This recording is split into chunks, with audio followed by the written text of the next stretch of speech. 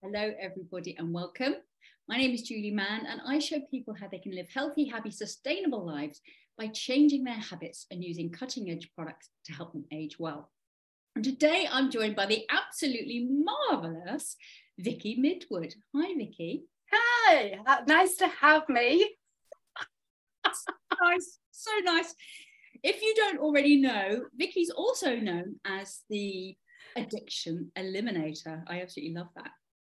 And I know today, Vicky, you're going to be talking about health and wealth and the little habits that make the biggest difference. So I'm going to hand straight over to you.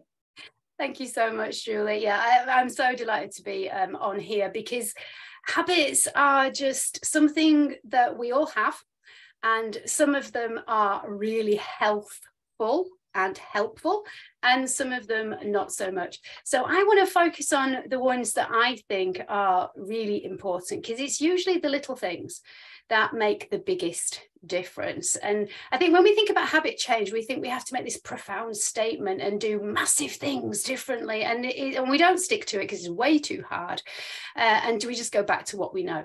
So in terms of what I feel are the most important helpful habits, it's to work on your breathing. Now, I know we do it, we breathe, don't we? As soon as we are aware and we're awake, we are breathing. But how? But how are you breathing? So one of the things that I do before I even get out of bed is just make sure that I am connecting to my heart and to my tummy. And I take a real deep breath in through my nose. And I just check that my abdominals are rising, and I'm not just panicky breathing from my chest because my brain's already sprung into action and thinking about all the 10 million things I've got to do that day. So if you can just literally take a breath before you get out of bed, and just make sure that you can let it out nice and slowly. And as I let my breath out every morning, I simply say in my head, today is going to be a great day. That's it. Right? And that's how I start my day. And it's made me aware of my breathing and the fact that I've just given myself a command that I aim to try and follow to the best of my ability for the rest of the day. So that's my first habit that I do every single day. The next thing is I then drink water. As soon as I wake up and I've done my breath, I'm going to get up and I'm going to get bathroom water, right? Can you drink your water whilst you're in the bathroom? Yes, of course you can, right? The most important thing is you have been sweating during the night. You are in a state of dehydration, and your brain will just function so much better if you can replace some water first thing. So those two simple things, focusing on your breathing, getting some hydration in, mean that you're more likely to set yourself up to have a positive day. And if you can do those things consistently over time, they're going to start to affect how you then sleep later on. And so related to that, my third top tip or habit that I recommend people do is to move, right? And when I say move, I don't mean you've got to go out for a run.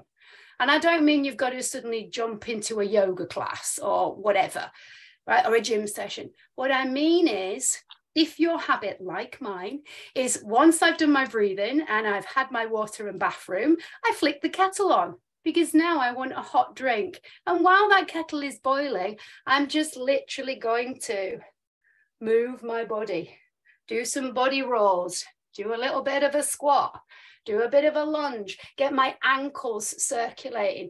I'm talking 2 minutes or however long it takes for a kettle to boil. If you then want to go on and do something else, exercise-wise, then fine, do that. But get your body moving rather than lying in bed being still, getting up and standing still. Move. So those three things are simple, probably take a total of 5 minutes in a morning, depending on how far away your bed is from your bathroom, from your kitchen, right? But we're not talking about you spending a long time doing it. And if you can then get into the habit of allowing yourself to just keep noticing and checking in, how am I breathing? Am I still hydrated? Have I moved in the last 30 minutes or hour? And if not, just keep going back and rechecking them. That's it. Simplicity, sustainability, helps you sleep better, de-stresses your body. Oh my goodness. Mic drop moment. Those very simple things. Think about just 3 things to do repeatedly throughout the day.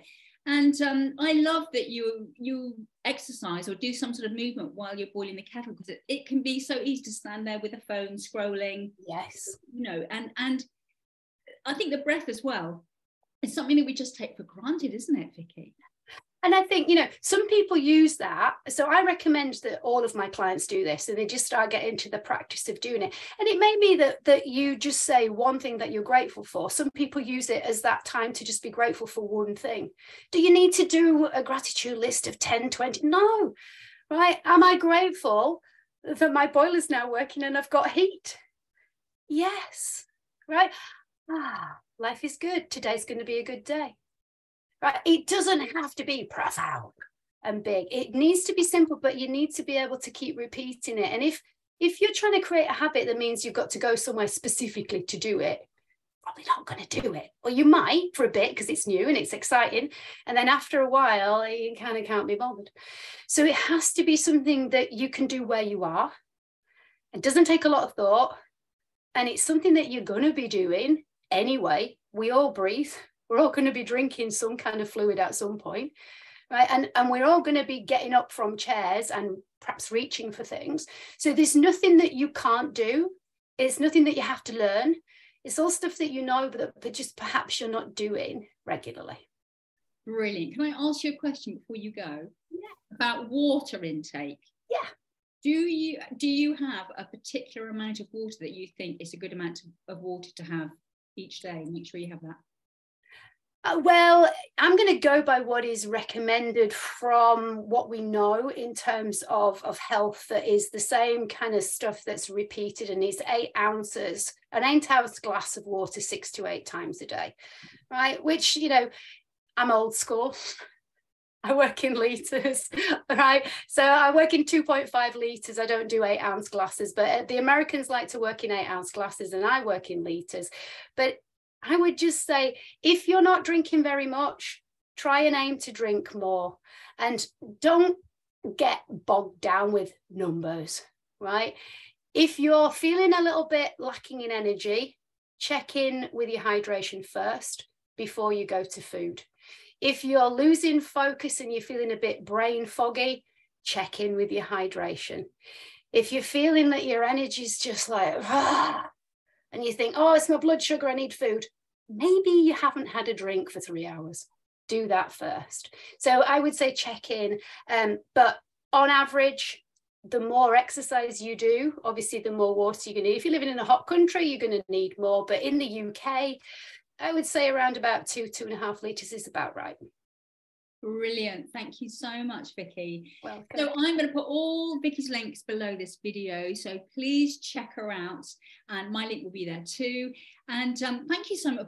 I can't speak. Thank you so much for watching, everybody, and thank you, Vicky, for being on. You're welcome. Just remember, DHM, drink, hydrate and move.